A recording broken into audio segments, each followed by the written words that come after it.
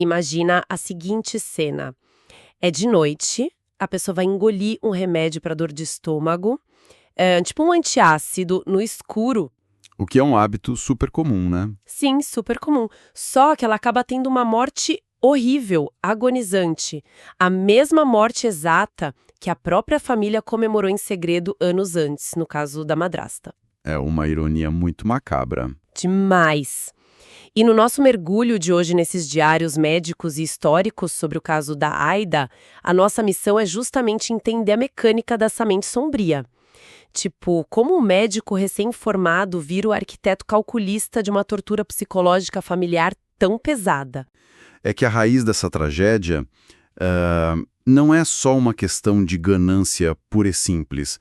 É um mecanismo de uma obsessão bem doentia por controle, sabe? Porque o narrador perde a mãe e logo em seguida larga a medicina, né? E se isola totalmente na própria avareza. Exatamente. Ele abandona a vida lá fora.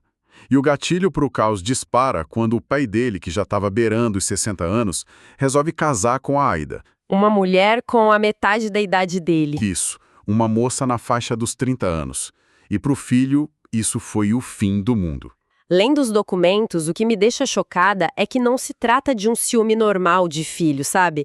Ele via o patrimônio da família como, sei lá, uma espécie de sistema imunológico financeiro. E a Aida era um vírus invasor. Uma ameaça direta ao tesouro que ele ia herdar. Pois é, e em vez de simplesmente proteger o sistema, ele ataca o próprio hospedeiro, o pai idoso e doente, só para conseguir erradicar esse vírus. É como se ele fosse um dragão paranoico guardando ouro e ignorando totalmente qualquer gentileza que a madrasta tentasse ter com ele. Sim, porque ele não via a Aida como um ser humano. Para ele, ela era um risco contábil vivo. E a forma como o plano de vingança progride nessa linha do tempo é super metódica. É assustador. Muito. Ele percebe que a saúde do pai já está bem fragilizada pelas novas exigências da vida social do casamento. E aí, em vez de bater de frente com a Aida diretamente... Ele usa o próprio pai. Exato. Ele usa a vulnerabilidade e a insegurança do pai como arma.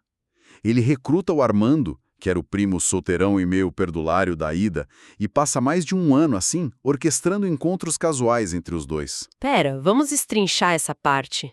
Mais de um ano. Porque eu preciso muito questionar a lógica disso. Se o pavor absoluto dele era perder a herança, por que não buscar uma proteção legal? Como assim? Tipo um testamento blindado, um acordo financeiro, sabe? Por que gastar um ano inteiro armando situações na praia, no teatro, para no fim afrouxar a fechadura de um quarto e guiar o pai fragilizado para flagrar uma traição que ele mesmo inventou? Porque a via legal seria a escolha de uma mente racional buscando preservação, né? A mente dele exigia muito mais. Exigia destruição. Nossa. O mecanismo operando ali era o da aniquilação moral.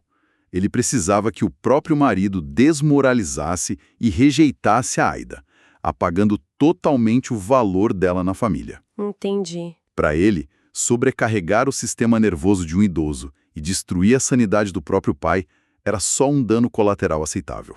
O importante era a vitória psicológica de ver a madrasta arruinada. E essa total falta de empatia, essa falta de limite é justamente o que cega ele para o ponto de ruptura do pai, né? O que nos conduz direto para a tragédia final. Que acontece bem rápido, na verdade. Sim, porque 2 semanas depois desse flagrante armado, Aida morre de forma súbita por envenenamento.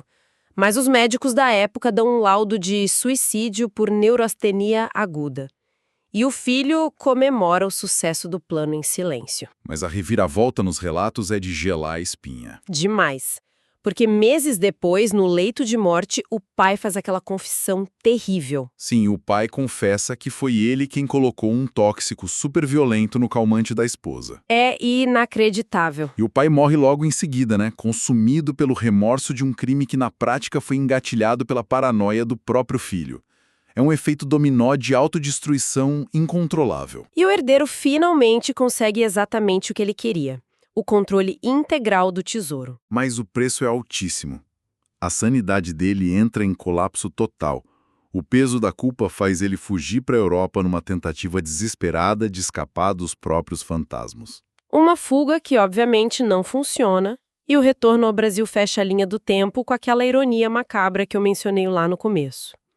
Atormentado por dores crônicas no estômago, ele vai tomar bicarbonato de sódio na escuridão de casa. E confunde os frascos. Confunde os frascos. Toma arsênico por acidente e morre na mesma agonia idêntica à da mulher que ele manipulou para destruir. Enquanto a sociedade da época, super equivocada, arquiva o caso como o suicídio de um moço rico e entediado. O veneno físico, no fim das contas, foi a conclusão inevitável do veneno psicológico que ele cultivou a vida inteira. Exatamente. A tentativa de dominar todo o cenário a qualquer custo construiu a armadilha exata que engoliu ele próprio. Sim, um ciclo completo. E, para quem acompanha a nossa análise de hoje, fica uma reflexão. A gente viu uma família ser totalmente implodida por essa paranoia primitiva, né? Esse instinto selvagem de manter o controle de um legado material. Um custo psicológico devastador. Muito.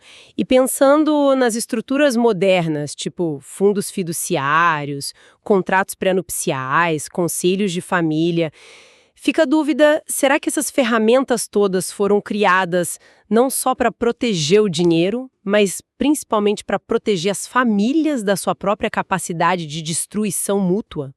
É algo bem profundo para se pensar até a nossa próxima exploração.